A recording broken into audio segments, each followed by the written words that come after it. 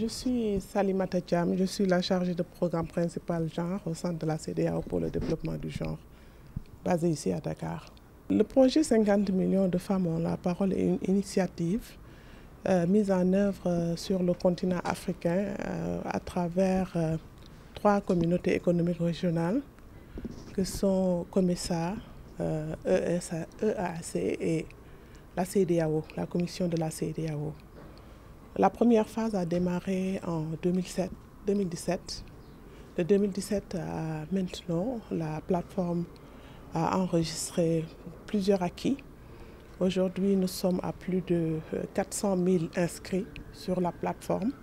Et c'est une plateforme digitale qui facilite l'accès à l'information commerciale et non commerciale pour les femmes entrepreneurs, le réseautage, mais aussi la formation.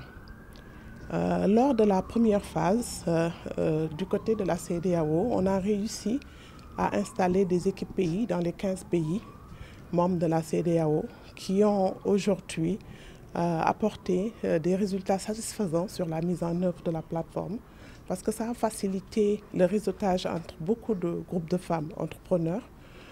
Aujourd'hui, nous avons un pays comme le Nigeria où nous avons plus de 60% des inscrits sur la plateforme qui proviennent de ces pays.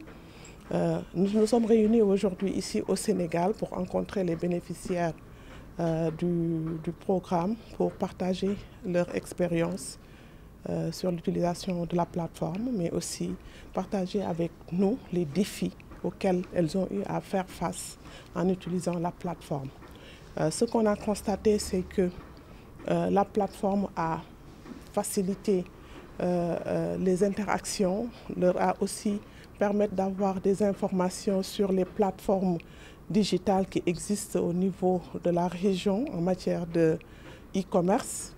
Et puis les défis, c'est par rapport au fait que la plateforme est jusqu'ici sur web et n'est pas utilisée sur d'autres outils de communication plus faciles comme le téléphone et autres. Donc nous sommes en train de voir par rapport à la deuxième phase comment faciliter l'utilisation de la plateforme à travers des outils beaucoup plus appropriés comme les smartphones, mais aussi l'accès à l'Internet est un grand défi. Nous sommes en train de voir aussi comment faire de sorte que la plateforme puisse être utilisée sans passer par l'accès à Internet. Il y a un autre aspect aussi que nous voudrions expérimenter, c'est le paiement à travers la plateforme. Parce qu'on a vu qu'aujourd'hui dans le monde, beaucoup de transactions commerciales se font à travers le e-money. Et nous voulons aussi ouvrir ces fenêtres sur la plateforme pour que la plateforme puisse générer ses propres revenus et rester durable. Alors aujourd'hui, vous avez rencontré des partenaires. Est-ce qu'on peut dire qu'avant le lancement de la deuxième phase, les objectifs de la première phase sont atteints à 100%? Oui, parce que si on n'avait pas atteint les objectifs que nous étions fixés, on n'allait pas nous lancer sur une deuxième phase. Ça, c'est évident. C'est parce que la première phase a été très, très satisfaisante. C'est vrai qu'avec tout nouveau projet, il y a des challenges, il y a des défis.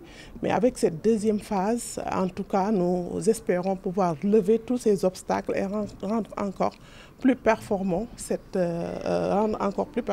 plateforme. Pour la mise en œuvre de cette deuxième phase, le centre a initié depuis le début de l'année une mobilisation de partenaires autour des prochaines étapes de mise en œuvre. Et puis, l'activité que nous venons de tenir tout de suite avec la fondation Bill et Melinda Gates, nous l'avons entamée en mars dernier à New York, en marge de la 67e session de la CSW, où nous avions l'ensemble des partenaires ciblés pour nous accompagner dans la mise en œuvre de cette deuxième phase. Donc c'est à la suite de l'activité de New York que Bill et Melinda Gates a jugé utile de revenir vers nous pour approfondir les échanges. Nous sommes en phase de négociation et puis nous espérons très prochainement pouvoir conclure un partenariat solide et fécond avec cette fondation qui travaille beaucoup sur les questions d'autonomisation, qui fait beaucoup de programmes de renforcement de capacité et qui est aujourd'hui présent dans pratiquement tous les pays de la sous-région. Par rapport à l'autonomisation économique, la personne que nous venons de recevoir travaille avec 2 pays de la sous-région, à savoir le Nigeria et le Sénégal.